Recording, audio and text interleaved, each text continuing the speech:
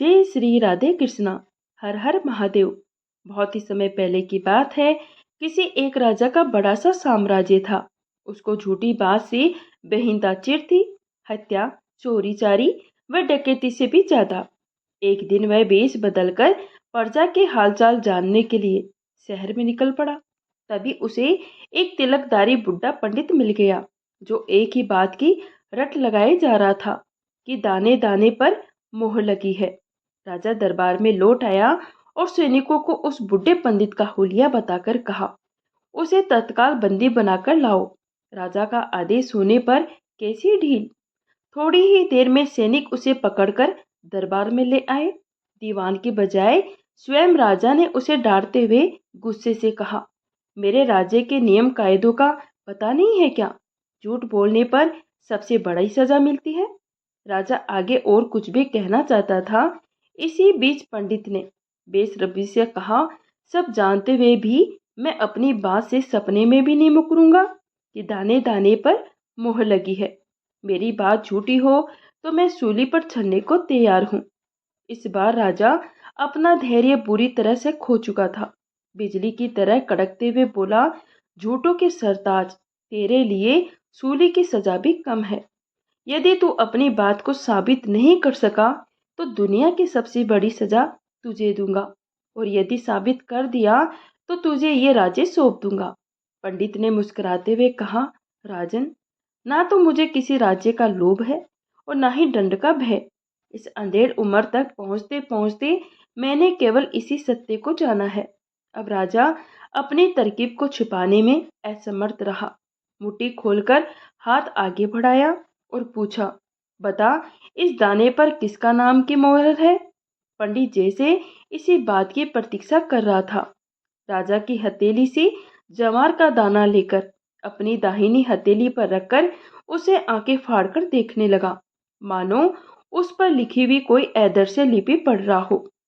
हथेली को और ऊपर उठाकर देखने लगा, फिर सहसा मुंह ऊंचा करके बोला, इस जवार के दाने पर काबा के एक मुर्गे की मोहर लगी हुई है।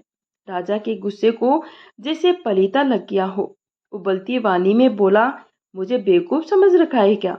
इस दाने पर काबा के मुर्गे की मोहर कैसे लग सकती है? ये तो बिल्कुल असंभव सी बात है। मैं भी तो पढ़ूं जरा, ये मोहर कहाँ लगाई हुई है। राजा ने पंडित के हाथ से वह दाना लिया और उस दाने को देखने की चेष्टा करने लगा, पर उसे कुछ नजर नहीं आया। तब पंडित ने मुस्कुराते हुए कहा, ये विद्या आप नहीं जानते।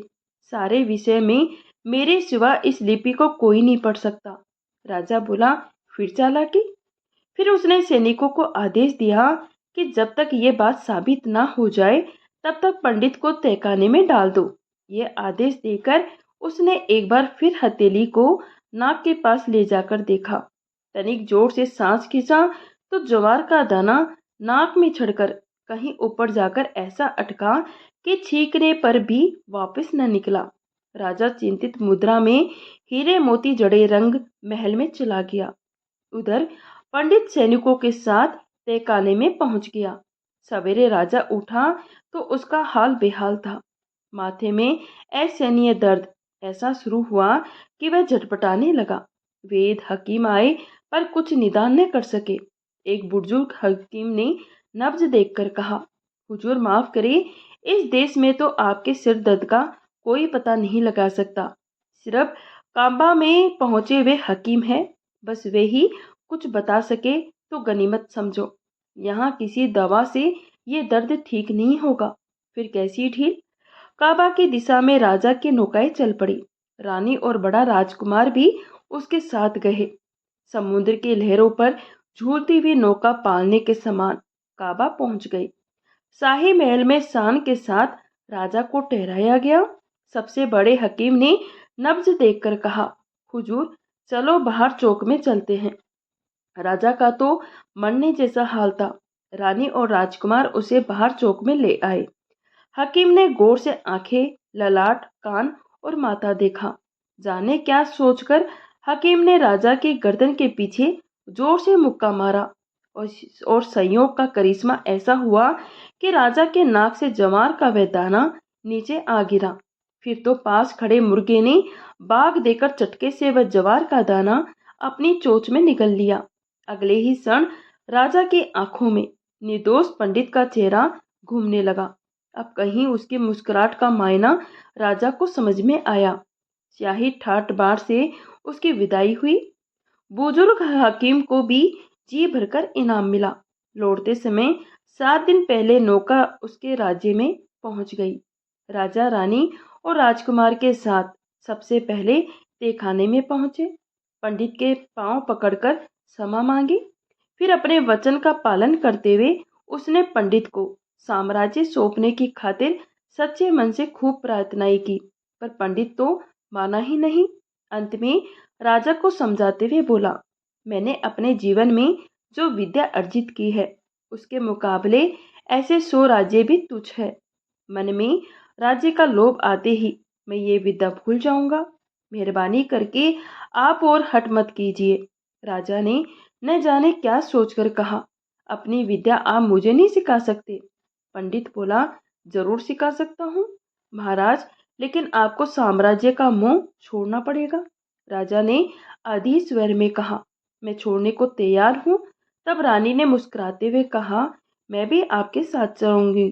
आपके अलावा मेरी इस राजमहल में कोई जगह नहीं है।